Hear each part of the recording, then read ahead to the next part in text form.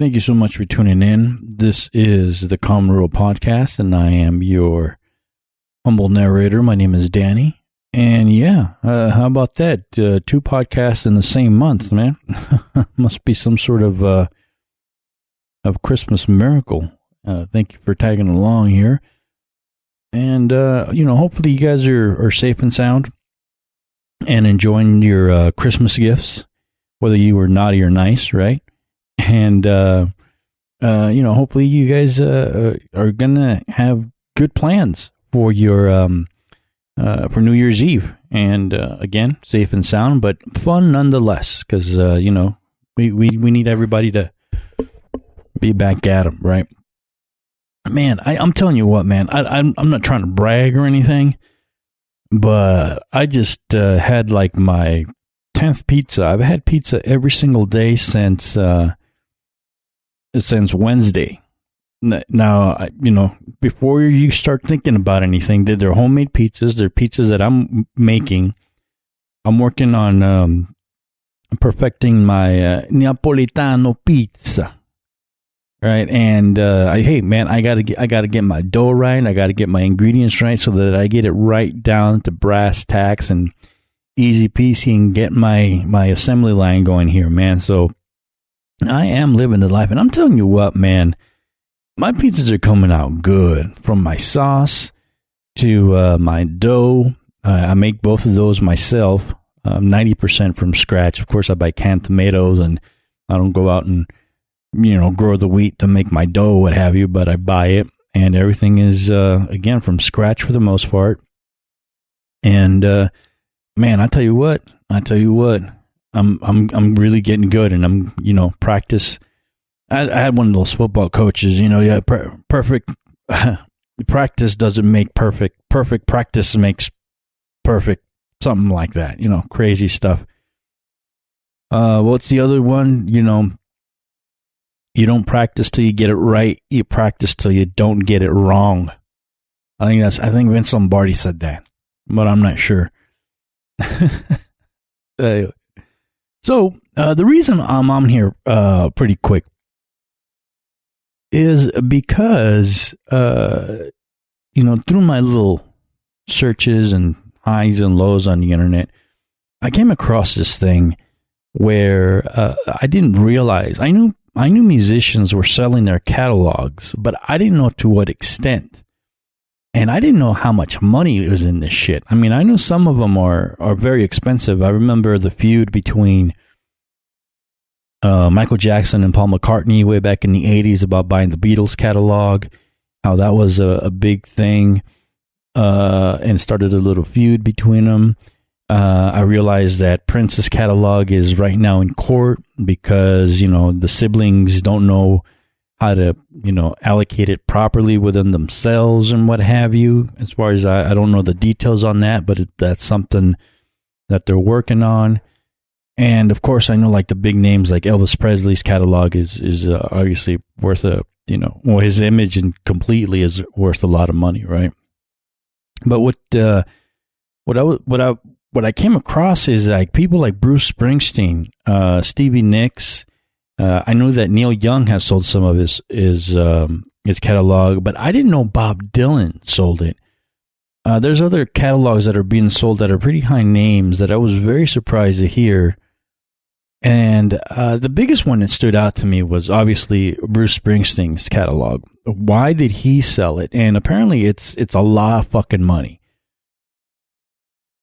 And it as someone who makes art and as an aspiring artist, it gets me to thinking at one point, let me be delusional for a second. Let me be delusional and say that I was the Bruce Springsteen equivalent of a photographer these days, right? Let's just say that I, as a photographer, have this big, huge catalog of images and iconic images and things that are readily available or readily recognizable to people. Would I sell my entire catalog for X amount of money? Now, you look at your your favorite, and just keep it in the rock and roll genre here, because there are definitely, I mean, the biggest household name photographer probably is Ansel Adams, right? Where at one point, is that guy going to sell, what is that guy's catalog's worth? If we keep it in the, by the way, I know that there's one of these garage sale finds that this one dude bought a bunch of old negatives and glass plates, imageries from when Ansel Adams first started out. And once they were verified, the box that he bought for like $5, he ended up selling for $1 million. So that, whether you know anything about photography or not, that's a lot of fucking money to pay for a bunch of pictures, right? But to keep it in the rock and roll genre here, if you love rock and roll and have seen a photograph from your favorite, rock and roll icon, chances are it was taken by a handful of photographers. Probably the most famous is some cat named Jim Marshall, right? Which is the one that I like the most. Danny Clinch is another famous photographer, and I've talked about them before as well. But let's just say, for instance, that they decided to sell their catalog, and I think that in a weird sense, I think their catalog would be about worth as much as something like, I would say that Jim Marshall's catalog would be about as much as Bruce Springsteen's catalog, only because of the amount of work that he has and the amount of photographs that he has that I guarantee you that have never been published. Photographs from anywhere from Jimi Hendrix to a bunch of jazz musicians to any rock icons and blues icons that you can remember. I bet there's a ton of photographs out there that are that haven't been published. The other big name is Robert Frank that comes to mind, where he's a big famous photographer. His most famous book, and one of the most iconic books, is one called The Americans. I suggest everyone see. You can't read it. It's a photo book, but everyone pick it up, whether you're into photography or not. It's a great documentary photography, a great snapshot and portrait of America during the 50s. But Robert Frank also did a documentary called Cocksucker Blues about the Rolling Stones. And I'm not sure if I mentioned that on this podcast or not, but I'm sure that he's got great footage that never made it to the movie, that would be part of that catalog, where, in case you guys don't remember, the Cocksucker Blues is a documentary of the Rolling Stones made by Robert Frank that apparently is so honest and so raw and so unedited that once the film was made, Mick Jagger and them didn't want anyone to see it. And while they didn't completely own the rights to the film, they went to court. And one of the things that they settled on was the fact that, okay, you can show the documentary, but Robert Frank has to be in attendance in the movie theater when the documentary is being shown, and among some other fucking details. But I guess you can get the bootleg somewhere. I've been trying, and it's not as easy as I was hoping it would be. I think you can find snippets, but I'd like to see what the hell's in that documentary that makes it so special. Anyway, I'm sure that guy's catalog is worth a shitload of money. Now, back to my delusional daydream. If I had that kind of catalog, what would be my price tag? How old would I have to be? I mean, I would basically, all these guys that have sold their music catalogs, they're retired for the most part. Not, I wouldn't say like completely retired. Bob Dylan, Bruce Springsteen, I think they're still on tour. Neil Young every once in a while goes out and plays. But Shakira was another name that came out. She's relatively young. She can still be making music. And the name that popped out as far as the Rolling Stone article, I believe that was the article I was reading, was Taylor Swift catalog is up for sale and bought and sold. And she's relatively young, although her caveat is that she unfortunately has no control over who can buy and sell her work, which is really weird, especially in this day and age where everyone is all about controlling their masters, which is what Prince was a big deal of. And if you guys remember back a few years ago, might have been in the either late 90s, early 2000s, where Prince had his fight with the record company, and that was basically what it was all about. The issue with that is, or the funny part is, after all this time where people, especially musicians, again, going back to the Michael Jackson, Paul McCartney feud, where everybody wants to fight for their catalog, I find it funny how they just decided to sell it all. It really, it's actually astonishing to me. Where, and again, Bruce Springsteen and Bob Dylan pop out, and I'm sure there's other names too that I don't remember, but they didn't stick out. Again, the youngest ones being Taylor Swift and Shakira, and I was thinking, how old would I have to be in order to sell my catalog? Like, I'm relatively young at the moment. I don't care what you say. If I sold my catalog, what would the dollar amount be, and how old would I have to be? And would it be worth it for me? Do I have a dollar amount? And this kind of reflects a little bit on what we were talking about. What are we in this for? Are we in this to create or make money, or or leave some sort of legacy, or inspire, or actually be, in the true sense of the word, an artist that is just out there trying to reflect what's in the world so that we can make it a better place? While all those seem to be lofty questions, of course, there's a lot to be said for at least not giving away your work, right?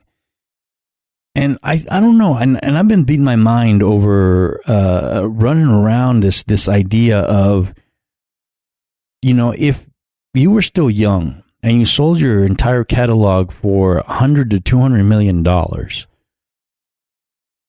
assuming that they owned your back catalog and nothing new, you can still make new music and own it, and then at one point decide to sell, volume 2 of your catalog, right?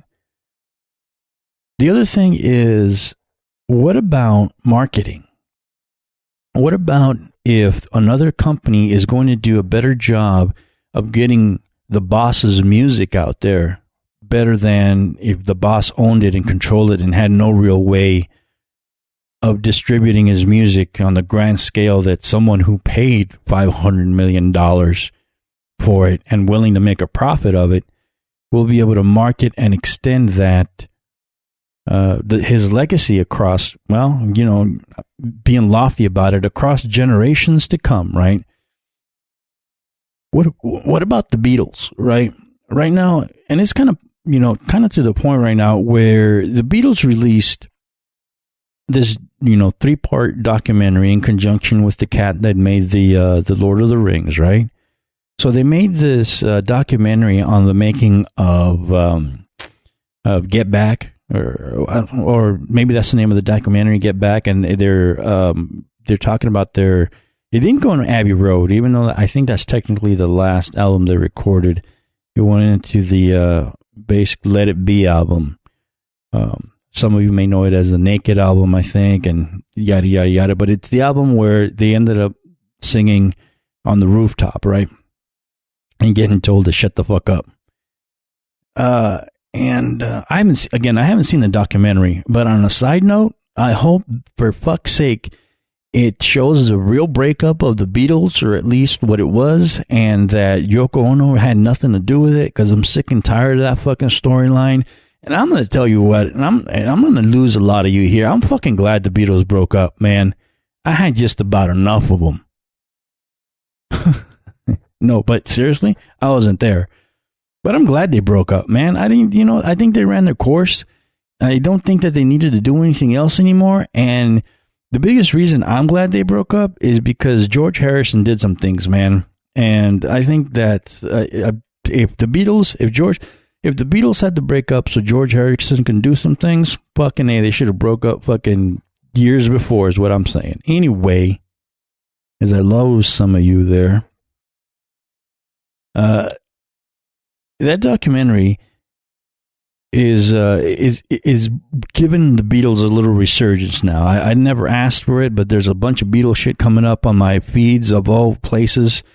And I'm like, yeah, okay, well, you know what? Good for them. Whatever. I like, who doesn't like the Beatles, to be quite honest with you? Some of you might raise your hands out there, and some of you might be, reptilians, whatever. But the Beatles are a decent band. They're pretty good. There's reasons why they're considered the number one band. They were really good songwriters and what have yous.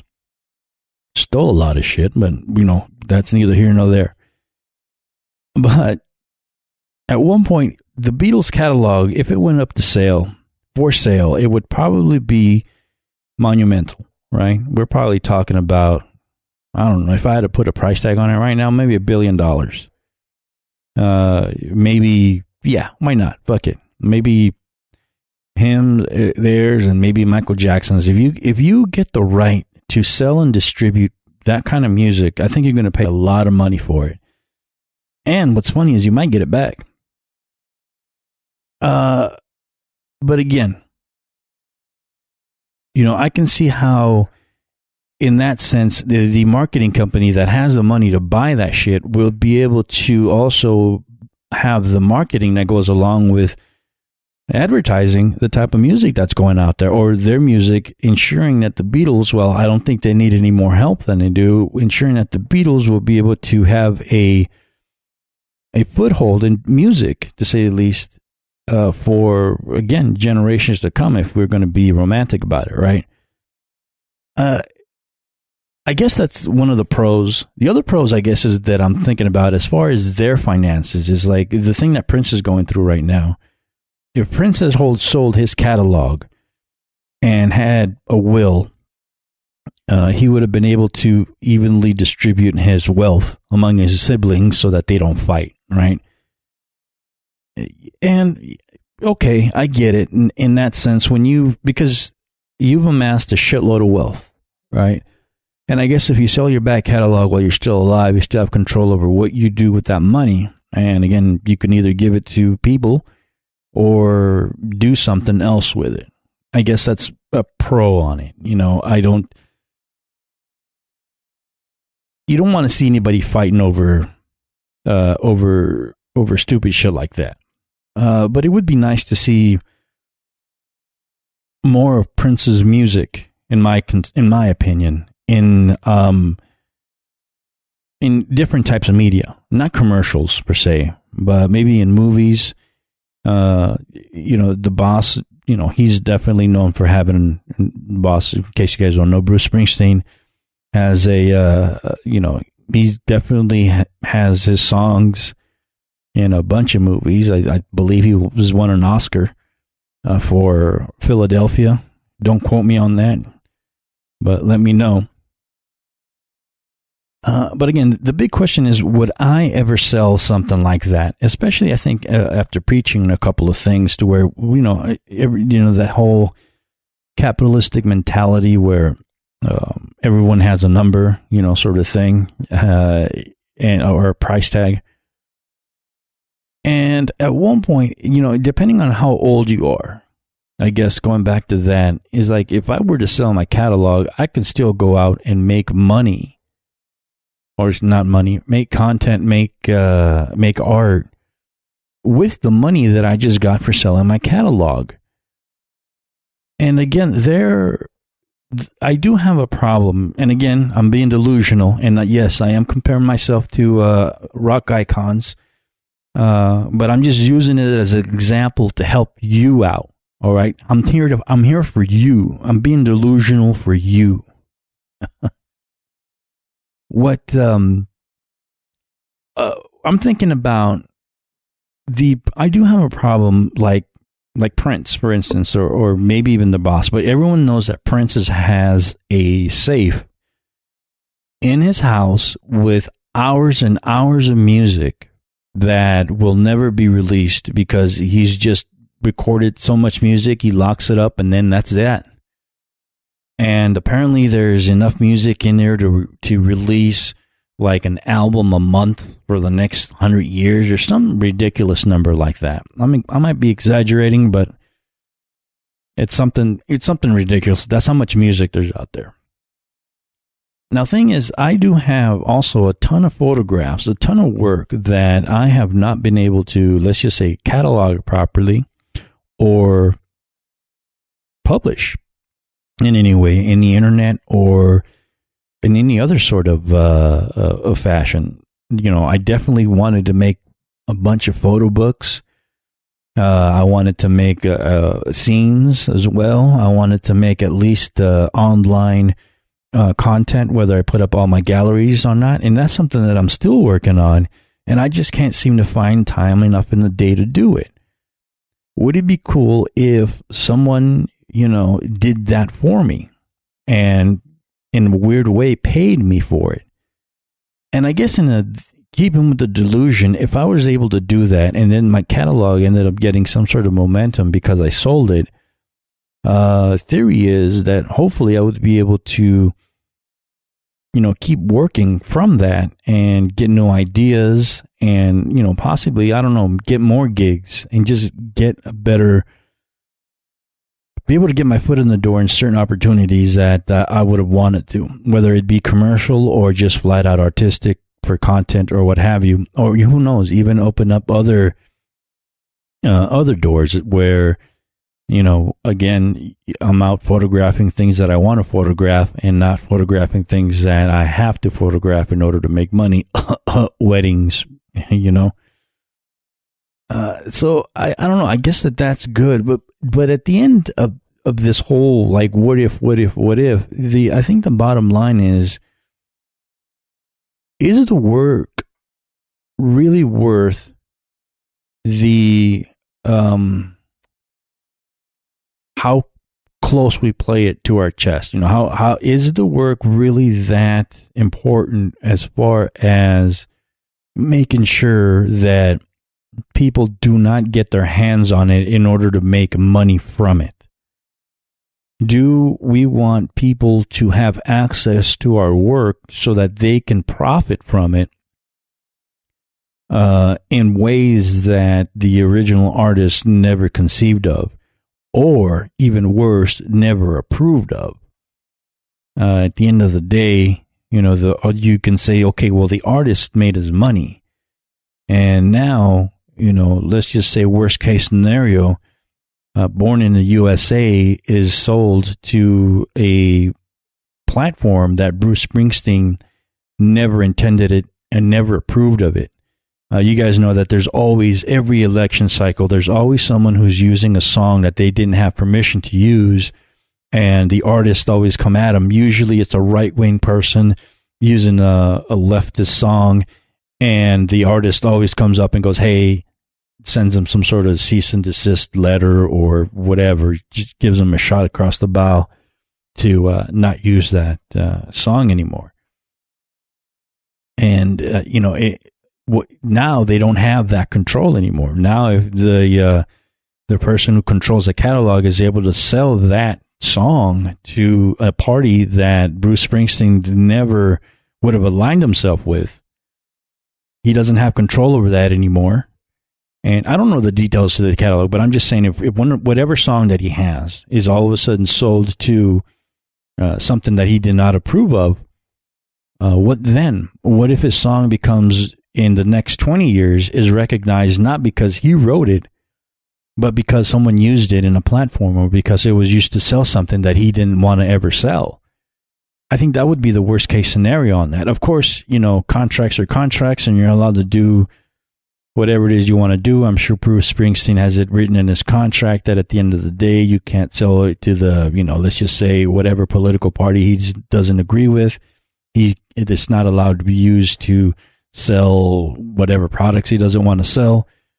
But for $500 million, and I don't know the exact figure, I think that's the one that jumps at me. Some of these catalogs are really selling for over $100 million. For that much money, I think that they might almost not care. at one point and rely on the core of their audience to know that they never intended that song to be used in a certain way.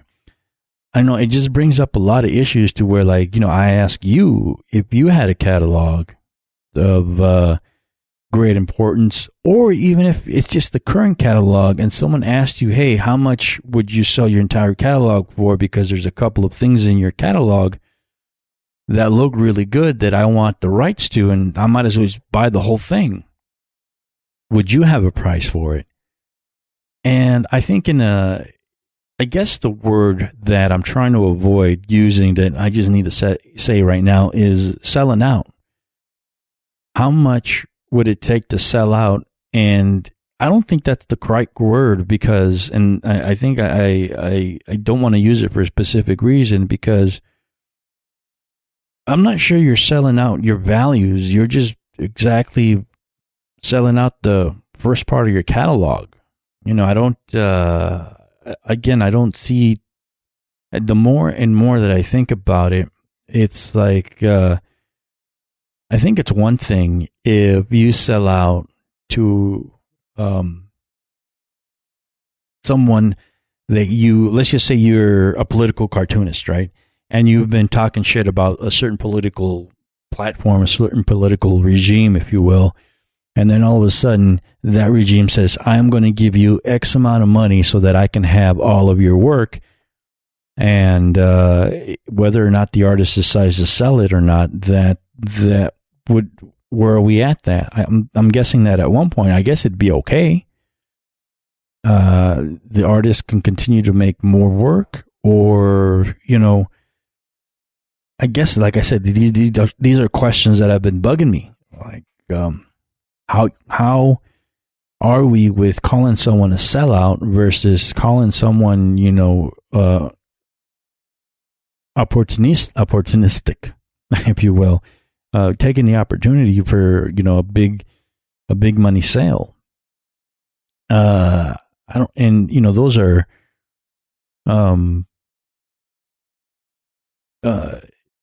things that have been fucking with me for a bit. Again, and just being delusional, of course, like, you know, do I have a price tag? At this point, I don't know. I would, it'd be a hell of a lot of fucking money, you know, in order for me to go, yep, here you go. Here are all my negatives. Here are all my digitals. You know, here's my photography. You go figure it out. I know that Annie Leibovitz, for instance, another reason why you would sell. Annie Leibovitz is a great photographer. Shit, one of the best, actually. She's been taking portraits since forever, and very well, I might add. Any big magazine is probably shot by her, especially fashion magazines nowadays. She had to sell some of her catalog, and she sold it for a lot of fucking money, but she did it because she was in financial trouble. And you wonder that at one point you're like, you know what? You're like, good for her. And she got a lot of money from it too. I mean, especially for just being photographs. But you have to wonder, well, she has no more control over her work. And then I guess that's the question, is like, where do we go ahead and say, how much control do you really need? How much control do you want? And how much control have you as an artist basically already squeezed out of the photographs, out of your work, in order for it to, how much have you done for it? And if you've gone about as far as you can with it, you know, maybe if you want your legacy to continue, do something else with it. So, I don't know. That's definitely something that just, for whatever reason, has been kind of fucking with me for a bit. Now, in order to switch gears here, the other thing, you guys know that I'm a big YouTube guy, right? I love learning from YouTube, and I've told you about the pitfalls of YouTube as well. And I've told you about, you know, how good something is versus how bad something is. And it seems to be that usually the most quote-unquote polished work is the work that usually has the least amount of content. or at least amount of value. And one of the things that just came to mind here is this. There's this guy that I follow, and his name is Nick Beato, and he does a lot of commentary on music. He started off on how to record music, which is something that I'm getting into, and I'm going to talk about it here in a second. But he does usually, all right, I listen to Spotify's top 20 pop list, and this is what I think about it. I've listened to this, that, and the other. And he does a lot of like the 10 greatest guitar licks of all time, the 10 greatest this of all time. The last one that I saw, and this is kind of the one that kind of turned the light bulb on it for me. The last one that I saw is the greatest debut albums of all time. And he goes through a bunch of albums, right? And you know, they're good. They're great albums. There's a couple that are missing that are like, and a couple that are rated way too low. And some of you Led Zeppelin fans are going to hate me here, but he had Led Zeppelin's debut album at number 1. And I was going to comment, really? You put a cover band on at number 1. I think Led Zeppelin is probably the greatest cover band that ever existed, and that's being nice since they, you know, seem to have stolen a lot of music more than actually created new ones, right? Especially during the first 3 albums. And that's actually, as a side note, I think that that's so true that when you see Robert Plant, the lead singer of the Led Zeppelins, when you listen to some of his new interviews coming out, I've seen like 3 of them where they're recent, within the past couple of years. When you try to speak to him about Led Zeppelin in the old days, he closes up in the interview very fast. He is very hesitant to talk about Led Zeppelin in any way, and what their impact may or may not have been in rock history.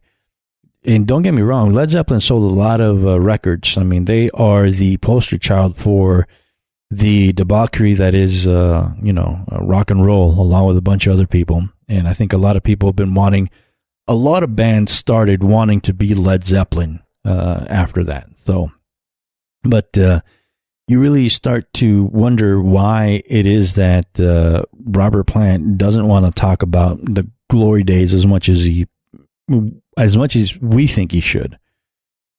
Anyway, but it got me to thinking that this Beato guy who's listing all these bullshit, like greatest things of all time, greatest guitar riffs of all time, just greatest opening, and this one, the greatest freshman albums, or the greatest opening albums of all time, is that he's not really interested in the truth. You know, and this is what kind of hit me here with a lot of these guys. He's just interested in selling his product, which is his YouTube channel. And when he talks about things, he never gives anything of real value when he talks about these things. And what really got me on this thinking boat, on this thinking down this rabbit hole, is that I bought this new piece of equipment, right, for the podcasting, and for this new project that I'm going to go on. And what happens is that with this new product that came out, it's not new, it's newer. But when you start looking at the content that's available, usually I don't find it this difficult to find content on how to use something in YouTube. There's a ton of content on, okay, this is how you use this recorder. This is guitar lessons. This is how you use this thing. This is how you use that thing. In photography, man, it is just a never-ending well of bullshit and valuable information, but there's still a bunch of content made. With this particular piece of equipment that I bought, and it's a mixer, basically, there is really no one showing anything other than a fucking unboxing of it and giving a half-assed review on it. I want to use it for what it was intended to be used for, and that's in a live situation so that you can record and transmit, either through internets, if you will, or actually use it as a real live PA mixer for a live show. And there's no one except like one or two videos that I've been able to find for something like that. And one of the videos is in Filipino. And while I can more or less kind of figure out what's going on there, it's very difficult to understand the technical jargon that happens. And the other one is a Christian church. By the way, there's the Christians are a big source of information on how to do a live recording, what have you. They are, because of church and services, and they have bands and things like that. They have a lot of videos on how to be better, I guess, engineers or what have you for your live service. Anyway, the amount of information that I saw is just the same crap over and over and over again, where there is no real value. And it occurred to me that these guys, these people, they're not much more than the fucking salesmen at the store. You know, there's the people that are actually doing the work, and then there's the people that are out there selling you the bullshit to do the work. And a lot of times, these people that are salesmen think they know how to do the work, and they don't, because if they did, they'd be out doing it. And I have a lot of experience with that, with photography and with guitar. When you guys go to the guitar store, you guys know that these guys are out there trying to sell you some shit, and a lot of times they don't know what the fuck they're talking about. Well, the same thing happens in photography, where I remember this one time. This is back in the younger days, right? And I wanted to buy a couple flashes. I was stepping up my game in photography, and I was at the point where I pretty much knew at least the technical side of what I needed and what I wanted to do. And I know that I wanted a certain type of flash for my camera. Well, I went to the store that was very famous downtown. I don't know if it's there anymore, in downtown San Diego. And I went, hey, man, I need a flash for this. And the guy goes, that's not going to work, man, because this is the digital age. And I'm like, what the fuck does digital... This is right before I made the jump into digital. I was still shooting film. And I'm like, well, what the fuck does digital have to do with anything? I just need a fucking flash that just illuminates my subject so that I can take a picture. Whether it's fucking digital or film, that doesn't matter. And I was like, why don't you sell these something that, I don't want to fucking bore you guys too much with technicality, but the problem is that this guy, he'd been working there so long that he outdated himself on the jump and to digital. And basically, while everyone else kind of respected what he was doing, when you try to ask him technical data on it, the guy had no fucking clue as to what he was talking about. And I figured that on very, very young. And, back in the days in the forums, it turns out that I was not an isolated incident with that guy, and people stopped going there because that guy's a fucking dick. Anyway, that's not the first time I've had that happen to me. You go to the guitar store, you try to get something going, and you get the same thing. People are there to sell you bullshit instead of actually selling you what you need.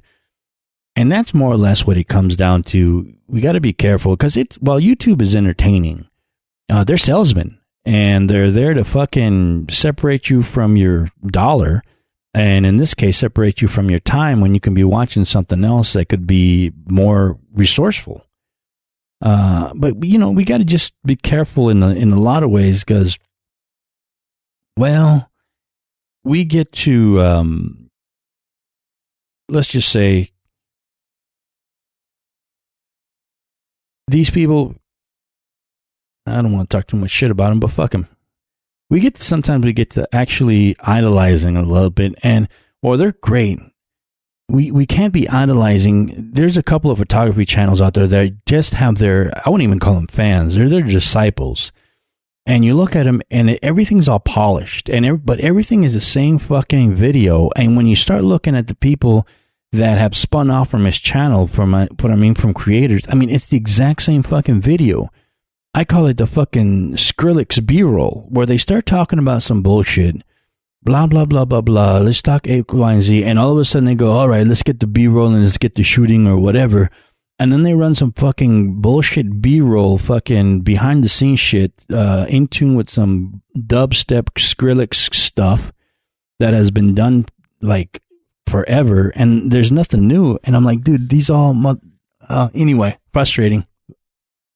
I'll come back. No more rants.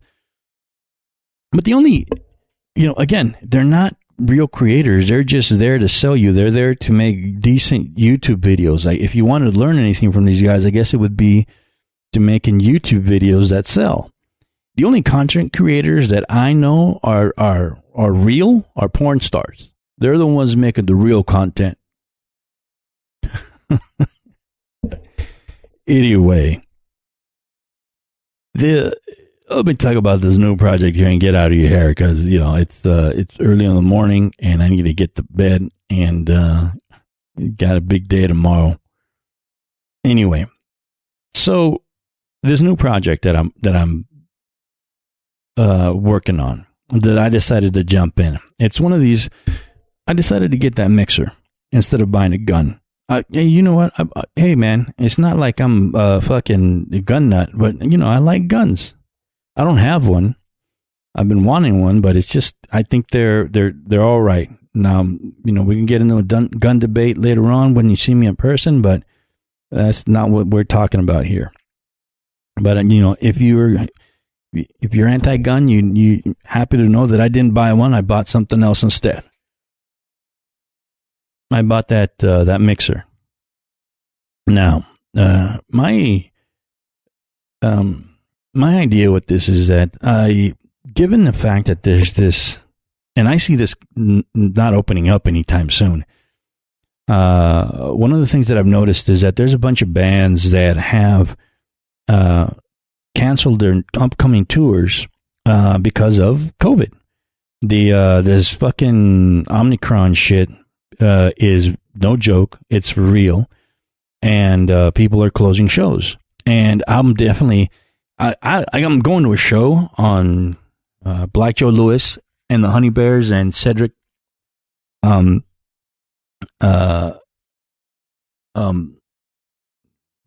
Cedric Burnside. They're coming to San Diego, and I'm going to go check them out. And that's in the middle of January. And I'm going to be honest with you, I don't see it happening. I hope it does. And even then, I'm going to be very careful with it, because I'm a little apprehensive to get out there. And I'm going to be masked up and doing it, and for the most part, staying away from people. But I definitely want to go see them play. I haven't seen a live show from a national act in a long, long time. As you guys know, I saw the Grandpa Drew show not too long ago, and that was pretty cool. But again, what I noticed in San Diego that I haven't noticed anywhere else is the amount of people that do not wear masks. So I'll see. Hopefully that's changed. I guess there's mandates now in California, maybe in San Diego as well, that you got to wear masks indoors because this thing is getting out of hand. So I'm hoping that at least I'm going to get to see the show. But if not, you know what? I'll be heartbroken, but I'll get over it. Now, because of this, I don't see that too many live shows are going to come through anytime soon. So one of the things that I've been wanting to do for a while is be able to live stream a band, or be able to live stream, at least a solo artist or anything, but be able to live stream music. And I'm pretty much at the point where I'm confident enough to be able to do it at least on a small scale. Let's just say a poor man's version of it. But in line with that is the ability to have, I want to get to the point where I can record a decent demo for most of my favorite musicians out there, in line with documenting more music. Aside from my photography, which is, served me very well, I'm like, why don't I just go ahead and do the next step and start documenting the actual music itself, the sound, along with helping people live stream and at least being able to have an audience, whether it's virtual or not.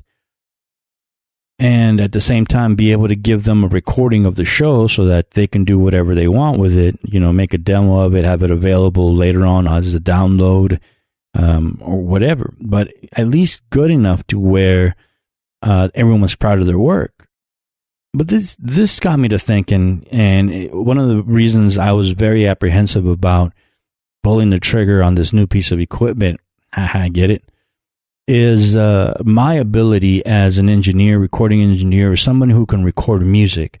Where do I, get off saying, okay, I'm really good at recording. I have all the right equipment and this, that, and the other. And I don't have the white collar equipment. Let's just say I have pretty much blue collar equipment, and even, less than that, starter type of equipment. But I just got to thinking more and more about my favorite recordings that are out there that I love.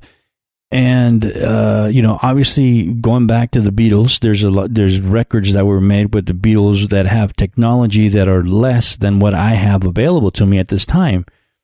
I have 8, 12 tracks, even more if I couple up a couple of the recorders that I have, which is funny enough, something the Beatles did. I have more power in the size of a laptop than the Beatles had in their whole fucking studio, which is something to think about. But given that, my favorite records are what we today would consider maybe subpar recordings. The ones that come to mind are, you guys know I'm a big blues guy. Robert Johnson's recordings, which are iconic and launched many a career within the rock and roll era. Those recordings are done in a hotel room, and with very, very lo-fi equipment. And that whole project that guy did recorded a lot of bluesmen during that time with the same sort of low quality, let's just say low quality. It was high, it was, at that time it was amazing, but low quality equipment. And it's usually just one microphone, maybe two, and that was it. Leadbelly's recordings.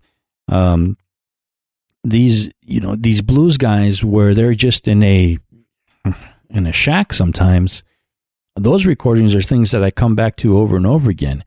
I have a lot of Jimi Hendrix bootleg recordings that I listen to that are just absolutely amazing, and I'm like, man, I'm glad he decided to push record at this show, or somebody did. If you guys go and are really crazy bootleg collectors, there's always the Grateful Dead and those Fish bootlegs out there. If you guys collect those, right?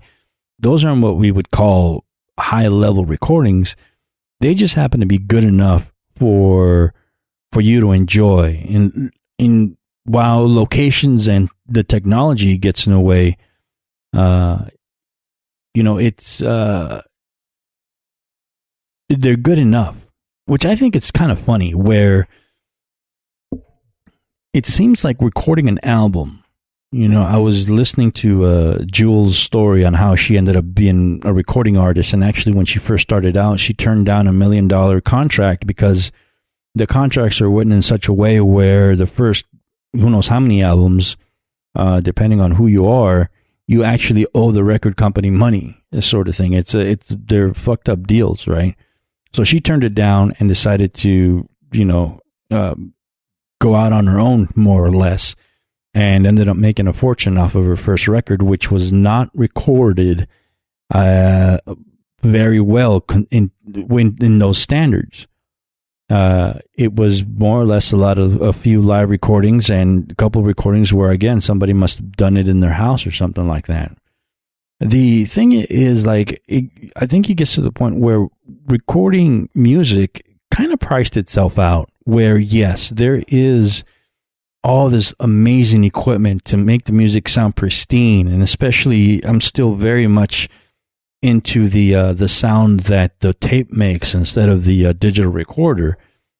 But at the end of the day, the digital recording of something is still more viable and easier for a lot of us than it is going into a studio and asking for 4 to 8 track reels being used to record your music and getting that nice warm sound with that nice little hiss in the background. But you get all these beautiful equipments that come out, and these huge mixing desks that were used to make music. that were not cheap. They're very expensive. So studios time is expensive. And what happens is at the end of the day, you kind of start to understand why, because studios time is so expensive, why some of these record companies are not going to lose money on recording an album. They're going to do everything they can in order to exploit the artist, of course, and make their money back, and then make a profit before they even think about paying out these artists. So it's gotten to the point where I think that this digital thing, that sort of mentality has priced itself out to where it's so expensive to record an album, which is another topic. You know, you shouldn't be recording albums nowadays, I don't think. But that's a personal opinion on music by Danny De La Cruz, where I think we're in the technology that we're doing things the old ways just isn't possible anymore. And it's funny because it's mirrored in photography, where digital is so good right now, where making a photograph is so much cheaper than actually using film now. It's priced itself out, even though in certain cases film is still better than digital, especially when you get into the medium format and the larger format types of cameras. Anyway, sidetrack.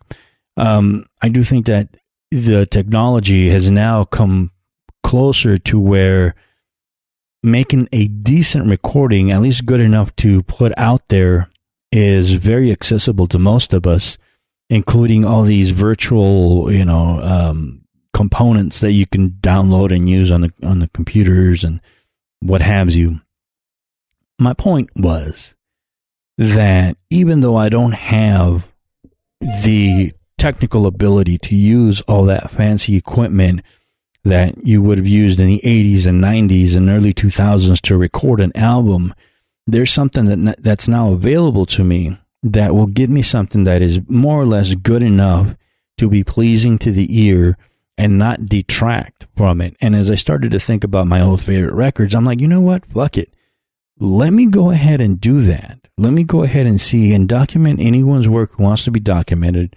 No one has anything to lose by it. I gain a lot of experience to it, and at the end of the day, I'm documenting something that's very important to me. Whether it be a music, a conversation with someone, a photograph or something like that, a video nowadays, a film, short film. I'm very happy to be able to at least get the bare bones of the work, if you will, if not the vibe and the overall feel for it. So I am looking forward to this project. Hopefully it takes off in the sense where I get a lot of people involved and be able to document a great amount of music without breaking the bank and without having people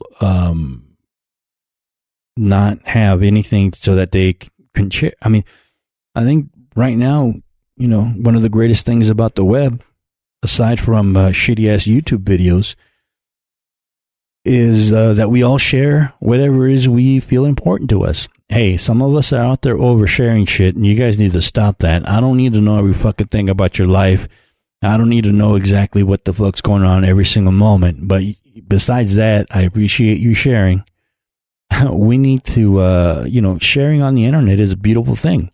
When done with moderation and, hopefully in not completely shitty, but some sort of decent quality. All right. I've rambled on enough today. I'm glad you guys took the time out to hear it. Again, have a happy new year, unless there's something crazy comes up within the next couple of days where I get on here and jump on here. Or if I jump on here and release another episode, well, maybe not. I don't know. But if I don't see you, if I don't talk to you soon, have a happy new year. Stay safe, be careful, and enjoy your youth.